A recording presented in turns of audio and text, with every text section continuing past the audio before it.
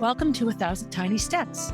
I'm Barb Higgins, and in this podcast, I'll share personal stories of great joy and tragedy and the steps that brought me there. I have become adept at tracing them backward to find the origin of an event, good or bad, that has affected my life. I have gone from being on top of the world with Division I All-American success to being unable to get out of bed with the grief of losing a child, and everything in between. I am painfully honest, which can make people uncomfortable, but discomfort brings growth, and oftentimes, tragedy brings joy. So, tie, buckle, slip on, or lace up your shoes and join me as we begin our 1,000 Tiny Steps. Hey everybody, Barb Higgins here on this sunny, albeit chilly April morning, starting episode 33, I believe, of 1,000 Tiny Steps, season 4. I suppose I don't need to share the episode number every time I start, but it's sort of how I start the podcast now. It's like a routine for me. It also keeps me on track. I have to listen and re-listen to the ones I've recorded before so that I'm not repetitive. I oftentimes have a plan. I have a whole list in front of me here of each episode and what it will be about. And as always, with my writing, with everything I do, with my coaching, with my teaching, I just function on intuition. And sometimes what I plan to say isn't what's inside of my head or my heart or my tummy. And that was how it was with episode 32, which is going to sort of introduce the season. And it does, but it was Molly's birthday, and it was really all about the grief and raising a baby with grief. What I hope to accomplish today is to just share a little bit about what our day-to-day life is like. I don't think I really get into that too much. The nuts and bolts of being a mother at 58, but also sort of a continuation of just societal attitudes, how they're different now than they were with Gracie and Molly, the things I focus on that are different just because of my circumstances, and what that means for Jack. In general, I think Jack will always be well-received and loved for himself. He's such a sweet baby. And I feel that whatever opinions people have about me and me having a baby at this age won't be reflected or put onto him. At least I hope not, because he didn't ask to be born, right? Here he is, sweet little Jack, attack, jingle, jingle, gee. I'm a bit better put together than I was in the last episode. I cried quite a bit. That's just how it is. You know, when you've lost a child or two and you're struggling to live a life that isn't designed for you, it's very, very easy to get very lost in it. Episode 33, Introduction to Real-Time Review of Jack. I often said in many interviews, I've had a lot of TV interviews and such, that having a baby at this age makes a lot more sense because you're done with everything else. So in your 20s, you're partying and you're young and you still really care what your body looks like because other people care or you compare yourselves. And then in your 30s, you've fallen in love, perhaps, gotten married, you've started your career, you just bought a house. So all of that stuff is crucial. You're paying a big mortgage. You are establishing credit. You're saving for retirement. You're choosing a preschool. You want to get on the waiting list for the best places, all of those things. Then your 40s come, and for most people, you've settled a bit into parenthood. You don't care so much about your body anymore because it's a losing battle. Developed a routine. Your kids are in school and all their activities. Then in your 50s, they've gone to college, and now it's sort of empty nest syndrome. Well, that's a fine way to do it, actually. But when I look at Jack, and if there were no other children in my life, and he was my first child, right now, the mortgage is paid and not much to my choice. I no longer have a full-time teaching position, and I have a lot of time, and Kenny's retired. And our day-to-day life is so much easier than it was when Molly and Gracie were born. I've partied in my 20s. I got my job and bought the house in my 30s. I did all the things in the 40s, the activities and all this kind of stuff, like traveled. I did all sorts of things. And then now in my 50s, I have time to focus on a baby. There are many, many reasons why having a baby now is fun. I spend a lot of time on in a different way than it was with Gracie and Molly. That was fun too. I spend a lot of time on Facebook and Instagram looking at my friends and their grandchildren, and they have these amazing weeks with Gigi and Papa, or Gammy and Gampa, or Nana and Grampy, whatever they call them. You know, these people love their grandchildren and they dote on them and they just enjoy them in a way that they couldn't enjoy their own kids because they were responsible for everything. So there are times when I sort of feel like I gave birth to my own grandchild. Now, he's my child, so I have all of that innate, protective, fierce sort of attachment to Jack that any mother has or any mother should have. And so that does make it a bit different, but there are certain things that I am not as afraid of or stressed out about as I was first time around. So here are some things that I noticed, and I have a little list of things I'll talk to here. So in terms of day-to-day life, what I notice. So I go to that wonderful CrossFit class called Mom Strong. And of course, I'm old enough to be all the mom's mom. You know, most of these women are in their late 20s and early 30s, so I could easily be their parents. And they're such good mothers. Oh my gosh. And the mothers that come in with their kids who are a little bit older, they're like 4 and 5 now, or 3 and 5, or 4 and 6. You can see they're 5 or 6 years into it now. So they're not quite as wigged out about everything. But we have a couple of moms who have just had their babies, and it's their first babies, and they're so everything. Oh my gosh. Like every little thing. I just enjoy watching because I remember what it was like to feel that way. Now, of course, I'm protective with Jack, but I've lived 20 years. I've raised 2 children. I've been involved in the upbringing and education of hundreds of children over the years. And so I know how it turns out in a firsthand way. And I know that lots of things I worried about didn't matter. I mean, it was good that I worried, and then of course, on the converse side, I did everything right with Molly and she died anyway, so it's like, so I have this attitude with Jack. Like I'm not overly concerned about things. Like if he cries, well, I can look at him and let him cry for a bit. He's going to be okay. Sometimes he stops. And I watch these other moms and dads, and the minute their baby whimpers, boom, they're right on it. And they're pushing the carriage around, and they're picking them right up. And a 40-minute workout or a 20-minute workout has 16 interruptions with their new baby. It's their new baby, and the new baby's getting used to the CrossFit gym and the noise and all this. So this isn't a criticism at all, but I get a bit of a chuckle out of it because I remember that. I remember how nervous I was about that. Lots of new moms put the little headphones on their babies so the loud music won't bother them. I don't think the music is loud enough or frequent enough that it would really hurt Jack's ears, and he doesn't seem bothered by it. But that's just something that I think as an older mother, I'm not overly concerned about. I don't know. Maybe I should be. All you headphone advocate, let me have it if you want. But I do notice that just little things that used to sort of put me over the edge worry-wise don't anymore. Now, I wake up in the night with my nightmares and bad dreams of things happening to Jack, but I think that's on a different, more cerebral level. Something else I noticed is that I don't have, and this might go back to having lost Molly between Jack and Gracie and Molly, as opposed to my age. But, the future is such a different thing now. So when I was in my 30s having Gracie and Molly, I still felt on the beginning side of life. I had crossed over to I have less time in front of me than I have behind me. At 33, I knew I'd live to 66. And at 38, 40, I knew I'd live to 80. I was still going into the halfway mark, not leaving it behind. If the mile is a 4-lap race and I'm going to live to be 100, I'm in lap 3. And so it makes the future a bit different for me. So in some ways, I choose not to worry about it. All the worrying in the world won't change a thing. And all the planning in the world won't change a thing. I've mentioned before, due to Kenny's age and Jack being a baby, he gets monthly Social Security from the government. That's being invested, and he'll have a good college account, or he'll have a college account and just a regular account. All of those things. I've cared for Gracie and made sure that her financial situation is fine when Kenny and I are gone. So things like that, I'm much better at. I had college accounts for Gracie and Molly, and when I lost my job, I had to liquidate them to pay bills. It was a very, very sad day for me. I don't plan on having to do that with Jack. When I think back to Gracie being 20, she's going to turn 21 in a couple of weeks. This is how I am. This is how I pictured myself, a very fit in my 50s mom. I know that when Jack turns 21, I will be at the end of my 70s, approaching 80. So I look at people of this age now. I really, really, really research and look at people that are young and fit in their late 70s, early 80s. It's much more important to me now than it was in my late 30s to be healthy. I'm off all prescription meds other than a little bit for my mouth when I need it, and asthma medicine, of course. I am a big advocate now of supplements. I drink a ton of water, cut way back on the alcohol, all of that, because these things are much more important to me in terms of longevity. I come from a family, my mother and my biological father's sides lived well into their 90s, not always healthy into their 90s. Now, my biological dad was a stay-at-home dad to Eleanor in his 80s, and he did a phenomenal job. I don't think Eleanor looks back on her early childhood and middle childhood years before losing her dad and remembers, oh my God, he was this elderly old man. That was her dad. That was what she knew. They had a wonderful time. Tom and Eleanor were fine. I take great comfort in that because by the time I'm in my 80s, I won't have a newborn at 84 like Tom did. It'll be very, very different. And I am appreciative of that. I like that I have these genetics. That's a bit different. Being a mom at 58, contemplating the future, what will I look like at Jack's graduation? Will I embarrass him?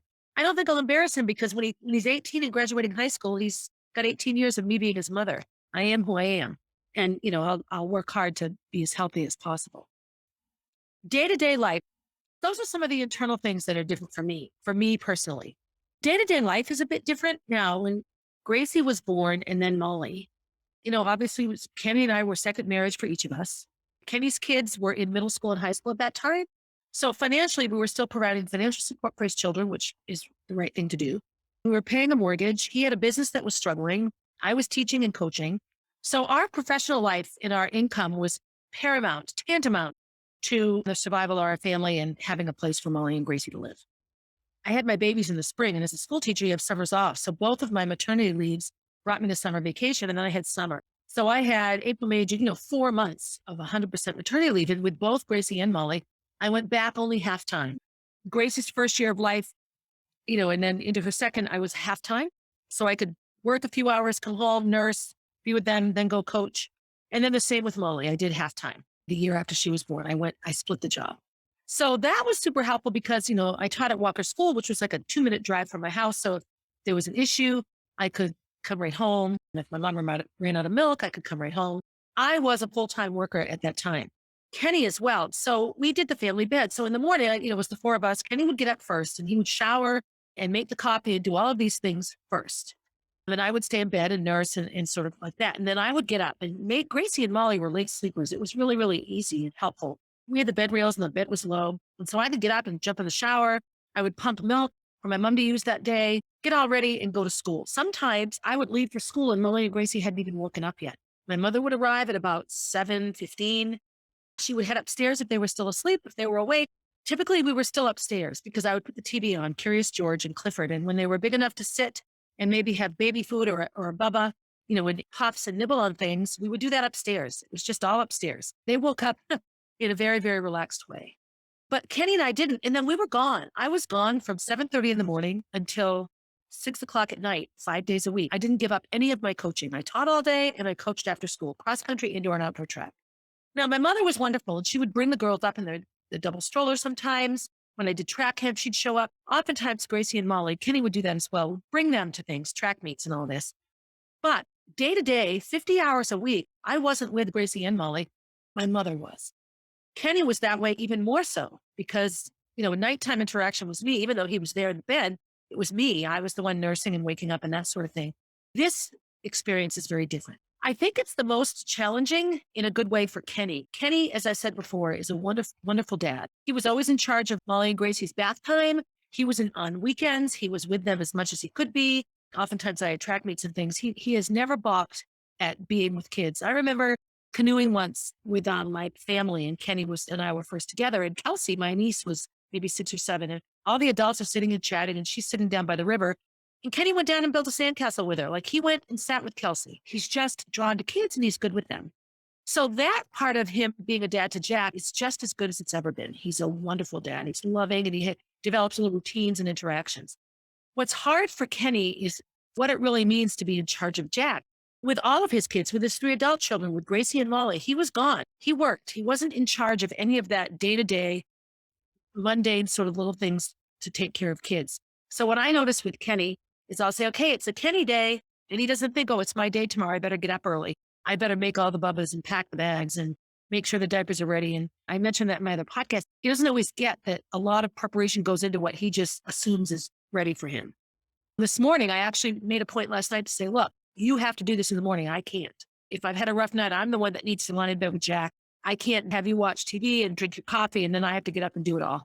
And he was wonderful. He got the frozen milk out, clarified, made the lunch, packed the bag, got the clothes, did all of it. This is new for Kenny. My mother did all this. And then the other piece that's new for Kenny, and I'll talk about me in a minute, when we're here in the house together and I'll say, look, you need to watch him. And I'll be doing something and suddenly Jack is in my feet. I almost step on him. He's in my feet. And I'm like, Kenny, come get him. Why is he out here? Well, he went out. No, if you're watching him, I sometimes pick him up and bring him back and plop him in Kenny's lap. And he looks at me all confused. And I'll say, you need to be watching him. I'm doing this now. You're in charge. That's just different. That's not poor parenting. That's not anything except an aspect of their life that he hasn't had to do before. My mother read and read and read to the girls. And so this morning, again, that was something I never had hours and hours with Gracie and Molly. Our weekends were busy and we were outside. It was just different. But Jack, he has these books and he's understanding that each page has a story and they're wooden books so you can chew on them. And some of them you can pull the slides up and, where's Susie? Here she is. And you pull up a little thing and there's a picture of a little girl. He's starting to get into that. Got to read the same book 15 times. Sometimes Kenny will be like, well, I just read it to him. Yeah, 5 more times. And then he'll pick another one. So these are the things that my mother really did and took care of. These are the things that day-to-day, mundane sort of childcare that is all the time in your head has to come first is new for Kenny.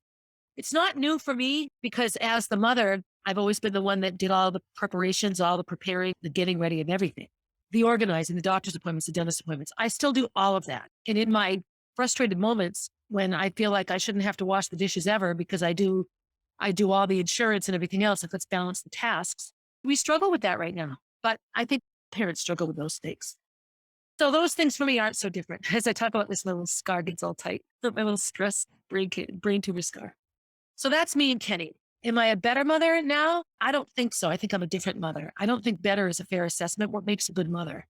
My podcast editor is wonderful at providing me all sorts of resources to read. And I'm reading and looking at podcasts and articles and YouTube shows about mothering and how different it is from country to country, generation to generation, now versus then. So many things are different for Jack. He's not being raised by a millennial or a Gen Zer. He's being raised by not quite a boomer, and a total boomer, and so we should be his grandparents in terms of the generation. So he has the age issue. He's growing up in a time period that doesn't match the age of his parents. All of that is just different. You can't say one is better than the other. The decisions I made for Gracie and Molly were the good decisions that, 20 years ago in the early 2000s. Now we're in the 20s and we'll see what happens now. So that's interesting. So my mother, Johanna, my father, my family, Jonathan and Lon Lon, Kathy and Rick, Johanna, my family, my immediate family, are all supportive and in love with Jack. We are also all very busy. Kathy and Ricky now live in North Carolina. Jonathan and Lon Lon, still live in Plymouth where they've lived for years and years. So do we see each other all the time? Absolutely not. But the support around Jack is incredible with them. Johanna has a much busier life now than she did then. She lived with us, actually lived here for much of Molly and Gracie's childhood, in and out a couple times. So she was here all the time, Auntie Johanna's room, which was, where Gracie and Molly ended up moving after. And, she was a huge piece of their life. She was childcare for them sometimes. She has not gotten that close to Jack yet, but it's not because she doesn't want to. She has a very busy life and she isn't always available to come by. And when she comes by, it is a love affair that is heartwarming. She loves her Jack. He loves his Auntie Johanna. She brings him presents and she just comes and she just really gets it. She's right in his realm, just like she was with Gracie and Molly. She's a wonderful, wonderful auntie. My mom comes every day. She comes every day to see Jack. She is suffering from some health issues that when I look at my mom, I take great care to learn about and do everything I can to prevent certain things. And I realize genetics is genetics. But when I look at my mother at my age, at 58, turning 59, that was when I had just had Gracie and I was pregnant with Molly. And she was unbelievably fit and healthy then, but nowhere near where I am. I am a much younger, 58, almost 59 than my mother was. And my mother was very young for her age and her generation. She was very busy at that time. She worked at cardiac rehab at the hospital. She, actively hiking and skiing and doing all these things. I will say when my mother was 59, she couldn't put 110 pounds over her head, couldn't do some of the things I do in the gym. So that gives me a measure of comfort and relief knowing that I've bought some time. But my mother and Jack have a wonderful bond and she still has that ability to come and sit. The other day she came for 3 hours. He didn't have a bubba for 3 hours. He didn't fuss. He didn't cry. He just played with his nanny and she'll just be in the moment with him and just do what he needs to do. My dad comes to visit. He's very similar to how he was with Gracie and Molly. We don't have that super close family where they're together all the time. Like my mother comes by because she's in here. My dad lives a very sort of solitary life. And so he has seen Jack several times. When he sees Jack, Jack loves him and hugs him and they interact. That relationship is very, very similar. They also lived within walking distance when Molly and Gracie were little. And right now they're a few miles away. I'm working on changing that so they can be close and be in town and be able to walk. I would say my mother, while my mother probably wouldn't be super comfortable being alone with him for a long, long time, just because she feels not healthy and strong enough right now to be alone with Jack for an extended period of time, I believe that she will have an incredible relationship with him. My mother has 10 years anyway, if not more, on this planet. I think she'll live well into her 90s. And I think Jack will have a Grammy for a long time. That's another sort of interesting piece. Quick side note on the grandparent piece. So Kenny and I are grandparent age, which means if Gracie had a baby, then my mother would be the great grandmother. Now, I had great grandparents for a long time. I had great grandparents until I was 7. My Nana Quimby died when I was 7. My generation is much older. So Kenny's mother is still alive. And she is a great grandmother. Some of Kenny's nieces and nephews have children. And so Grammy Babe is a great grandmother. If Gracie were to have a baby anytime soon, that would be a great grandparent. So Jack, with his 58 and 66 currently aged parents, has a grandmother who's 80, a grandfather who's 80, just about, and a grandmother who's 95. So he has grandparents. He has aunts and uncles. He has cousins. He has siblings. He has relatives of all ages. His next oldest sibling is Gracie, and then he's got Katie, Davy, and Kenny, who are in their 30s. Kenny's kids, in terms of Gracie and Molly, Katie spent the most time here. She had a bedroom here. She was in middle school and high school. We provided a lot of support for her. Davy sort of had his own life. He spent most of his time, they lived with their mother, but it was all right here in Concord. And so we saw Davy and Katie, that we saw them minimally on holidays. It was always a visit and exchange of gifts and things like this. And Katie often came to their birthday parties, and Katie made an effort to be as involved as she could. And then I was coaching and teaching at the high school when she was there, or coaching at the high school. She ran cross country and track, and we had this interaction that was fairly consistent.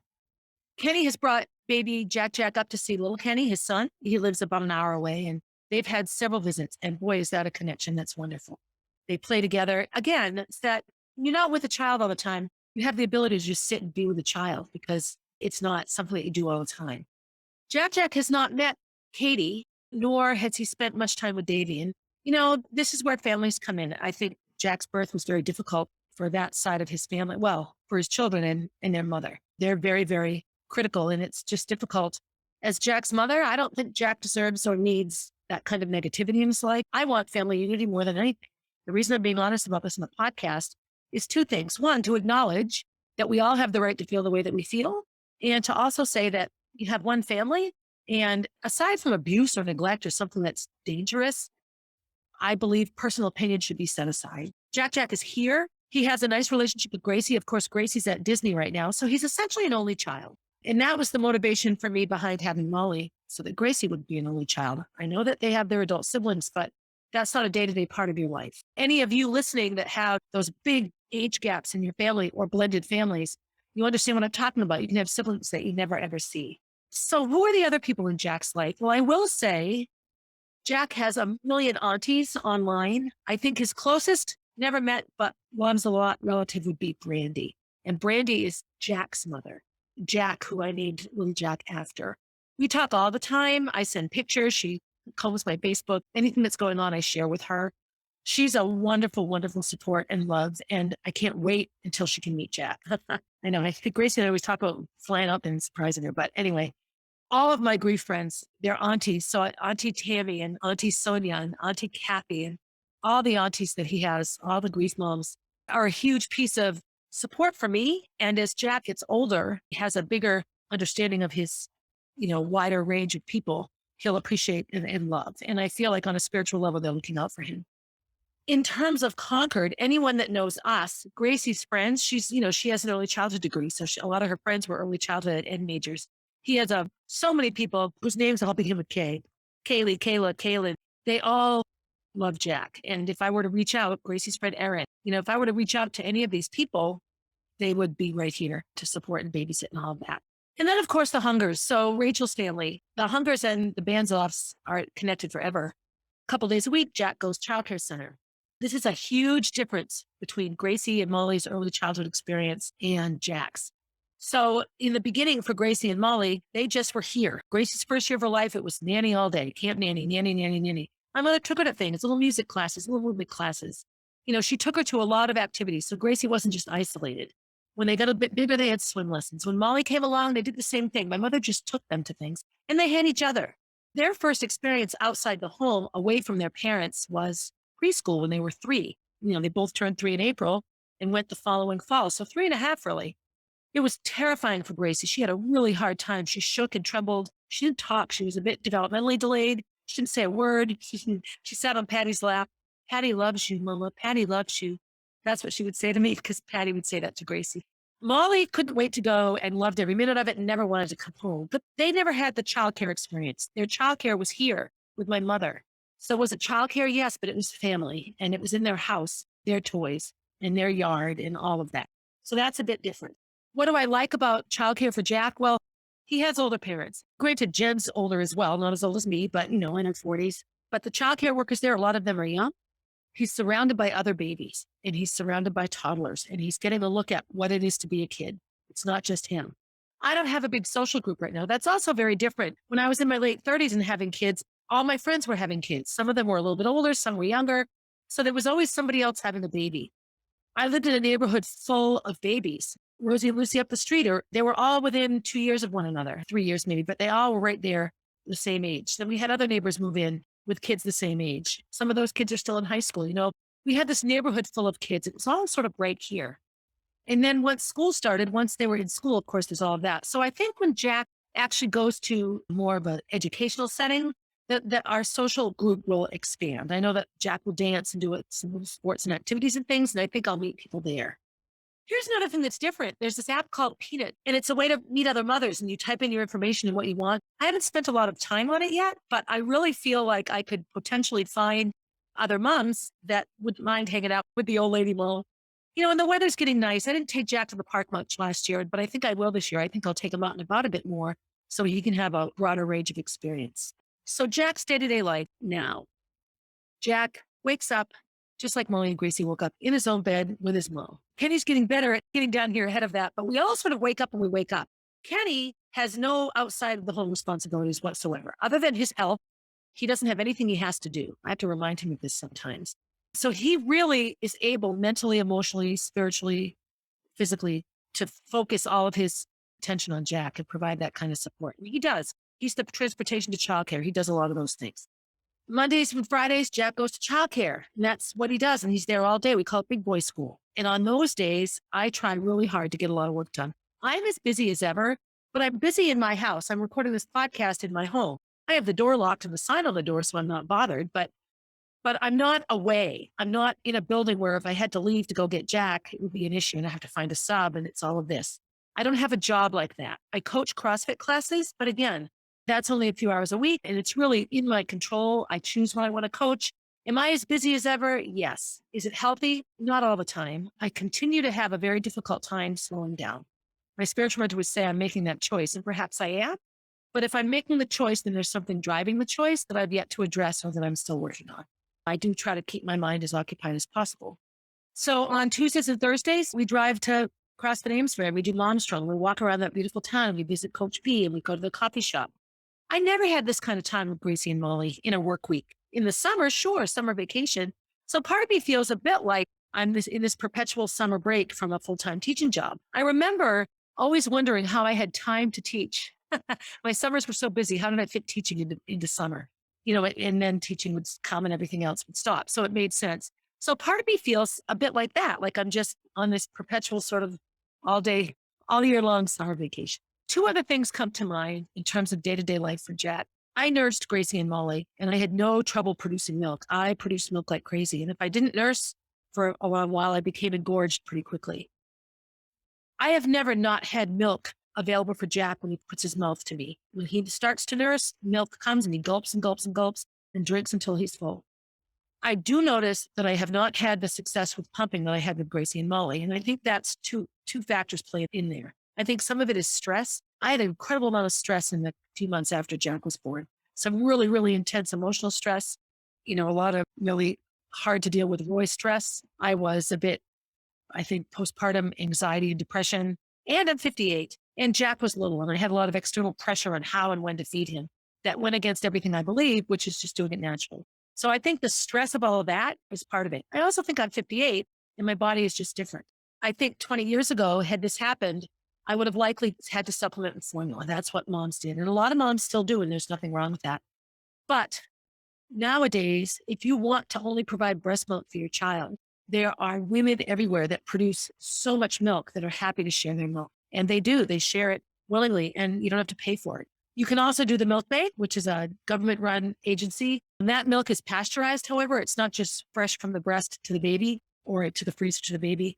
That is a huge change for Jack. Molly and Gracie exclusively nursed for almost a year, as did Jack. Jack was much more curious about food than those two. Anything I'm eating, he wants to eat. He reminds me of Molly this way. Gracie nursed a bit longer exclusively than Molly did. Molly nursed for 2.5 years. When we finally said goodbye to Badoot, she called it, she had turned 2 in April, and it was July. It was a long time that she nursed. And so I sort of foresee the same for Jack. Right now, the supplementation is primarily in the daytime. He brings bottles, Bubba's, we call them, of breast milk, we call it Bubbadoot, to big boy school. And during the day, when I can't be around, he has milk from Sweet Sweet Kelsey. So that's another family that's there for Jack. I feel like he has all these honorary milk siblings that are close to his age, so he's actually older than the baby there. So that's nice. That's a big piece of Jack's day-to-day life. The only liquid he's had in his 13 months now of life has been breast milk, mine or Kelsey's, a teeny bit of formula, maybe the first 6 weeks or so of his life, but that's it. That ended as quickly as it started. I had wonderful Jackie's milk as well. That's a piece of Jack's day-to-day life that is very different. And I think it's a good thing. I am such an advocate and proponent for these things. If you're listening and you've never been a mother, but you think you might be, or a father, just keep these things in mind, tuck them away. So many things to think about. And there's just no right or wrong way. I saw a post on Facebook today about this woman at a pool watching this mother in this beautiful bathing suit take all these pictures of her daughter. Her daughter just wants to play in the pool. Come on, mommy, play with me. And she's just setting up what looks like this perfect play date. Then her daughter's in the pool and she's on her phone, all these things. But what you'll see when those pictures are posted is this beautiful little play date at the pool. But the little girl was just sort of ignored by the mother. And then you have mothers that can't even get themselves together and take their kids to the pool. So they spray with a hose in the yard and the house is a mess. And you look at those pictures and you think you're a terrible mother. Neither mother is terrible. Each mother is doing the best they can. And as you go into parenthood, always, always, always, you have to do what's right for you. I'm not a formula person, but if the idea of breastfeeding is something you can't even put your head around, then don't. You have to be the mother that you have to be. And I think that's the most important thing. And I think that's a bit different for me with Jack. I'm not so rigid on what I think being a good mother means. I think being a good mother, to be a good mother, you have to put your child first. You have to love your child. You have to not hurt your child. And I don't just mean physically hurt. I mean manipulatively hurt, emotionally hurt, ignore, treat badly, manipulate, use. Child abuse isn't just physical or sexual. It can be so many other things. And I see in my life, I have seen mothers that do not deserve to have their children in my mind. It hurts me sometimes. Anyway, I don't want to get negative about that. So my expectations for Jack, I've talked about this before. Ultimately, I want Jack to be what Jack wants to be. I want to provide what I can for him so that as he grows up, he can do the things he likes. Mostly, I want him to know how to work hard. I want him to know how to love the universe. I want him to be able to develop his beliefs. So if he chooses to believe in God, that he's solid in that belief. And if he chooses to believe that there isn't a God, then he's solid in that belief. If he grows up comfortable as a boy, then he's a boy. If he's not sure about his gender, I will support him in his journey to see where that falls for him. I want him to be open to every nationality and religion and skin color and body type and wage earning level. We're all different. And quite frankly, not one person is more valuable on this planet than another. When you come out of your mother's belly, we're all the same. And then we grow up and become very different. What I want for Jack is just to be able to handle and manage those differences with grace and to know that he is a good person. So I think when I have expectations for Jack, it would be that he understands how to be a good person. A couple of things that are a bit off topic, but not really. Everything in my life relates around to grief and loss and trauma and how that affects me as a mother. Another day-to-day activity that is different with Jack is Kenny participates a lot more now in the doctor's appointments. Back when Molly and Gracie were born, I would schedule the appointments around times I wasn't teaching, or I would take the morning off from work and go, and I would go with my mother. So it would be my mother, me, and both of the girls, or just me with whoever had the appointment. And Kenny was really absent from that. And he doesn't really remember going to too many doctor's appointments with his older kids because he was busy working all the time. And that typically falls upon the mother in most families. So now when Jack was first born, when the appointments came, Kenny would be like, oh, you want me to go too? Like, yes, he's your child as well. It wasn't that Kenny didn't want to go or felt that he shouldn't have to. It wasn't a part of what he was used to. He hadn't been that active in those things with his other children. He has been to every appointment he was here for. Jack had a couple of appointments, maybe where Kenny was, just not here, maybe visiting or whatever, away for whatever reason. And a couple of times, 1 or 2 times I've gone alone, and 1 or 2 times Kenny's gone alone. And today he had an appointment and I had this busy day. And Kenny said, well, why don't I just take him? Which was unbelievably a big corner turn for Kenny, because really these things we typically do together. I wanted to go. It was his 1-year appointment and I had some questions and we're heading off. So I wanted to go. That's a huge change for Kenny, being that involved in that infrastructure of Jack, the doctor's appointments and getting in there. Kenny's life is centered around doctors now because of the kidney transplant. So it's not something he's super uncomfortable with anymore. He was one of those people that never went to the doctor. Boy, go if you're not sick. He didn't need to. One more thing that is interesting in Jack's day-to-day life. So Jack turned 1 on March 20th and he spent his first birthday at Disney. In his 12 months, he had been to Disney 1, 2, 3, 4 times. In 12 months, he visited Disney 4 separate times at like 6 weeks. 5 weeks, actually, when we went down to see Kenny's mother. Then at Christmas, then in January, when we dropped off Gracie, and then for his birthday. So 4 times he's been to Disney. In his first year of life, he went to Utah, got on an airplane. He's now flown to Florida as well as driven. In his first year of life, he's been to like 15 different states, maybe 10. However many states are between here and Florida, plus all the New England states. Gracie and Molly didn't leave their house the first year of life. They went to Concord, New Hampshire. And I don't know that I could have carried him around like that, gotten on an airplane, put him in a car at that age. I think it might have been a bit stressful for me. I remember watching Bethany with her babies at Disney. She just plops him in a carrier and off they go. And she thought nothing of going to Disney, a month and a half after her last baby was born. And at the time, it was a bit mind-boggling for me. And now I get it. I think this is a bit different. Jack has done a lot more traveling. Another piece of Jack's reality is the fact that he's Jack. And so he's been on TV and people know who he is. We've gone to Utah. We're actually going back to Utah. We're having a second trip to Utah to take some still pictures, some more filming around Montefiore commercials. So these are experiences that Gracie and Molly, Gracie's coming to Utah this time. It's her first time. She's weeks away from 21. Jack will be his second time. So, these are things that are quite different. In closing, I don't think I can talk about having Jack and raising Jack and being Jack's mother without talking about Molly and grief and my job loss and Roy and all the things that are such a huge piece of my life. To leave them out is disingenuous. I'll just be honest about these things. But along with all of the resources that my editor sends me, I also am just listening now to a lot of different podcasts. In my Bialik, I've talked about her before. She does a wonderful podcast. She interviews people and she just talks about tricky things. And so she interviewed Nora McInerney, and Nora McInerney did a great TED talk on loss. She lost a pregnancy and a husband and a father, all this grief all at once. So I listened to I listened to my Bialik's podcast, and then I listened also to 4 other people, Jason Rosenthal, Peter Saul, and Isabel Merritt, all talk about loss. So this Isabel is a college student that volunteered at a hospice center. The gist of her conversation was, we don't talk about death. It's the one thing we're all going to do. We don't talk about it. People don't have plans. They don't know what they're going to do when they die, where they want to be, how they want to die. She volunteered as a teenager in a hospice center, and she talks eloquently about her experiences with these dying people and how much it's taught her about the fact that we need to plan for how we want our last days to be. Peter Saul was similar. He talked in a similar fashion. He talked about losing his wife, and hospice again came up, and home hospice. Oh, you could die at home, and how romantic that sounds to be in your own bed and where you are, but how ugly the actual physical death can be. And he talks about carrying his wife's dead body down the stairs to the stretcher to be taken away, and how ugly that was and how awful, and he'll never forget it. He has gratitude that he had the opportunity. He didn't have to get a phone call that she had died alone someplace else. He was with her, but they both really spent a lot of time talking about what it was like to say goodbye at that point and to be the end of life and how we have time to think about it. The other conversation was around watching somebody be sick and being able to make plans. And that's where I get really angry. I didn't get a choice. I didn't get the choice in Molly's death at all. I got no choice in any of it. It just happened. I tried to find answers for her, and then she was dead. We didn't get to find out she had a tumor. We didn't get to take the tumor out and see what would happen.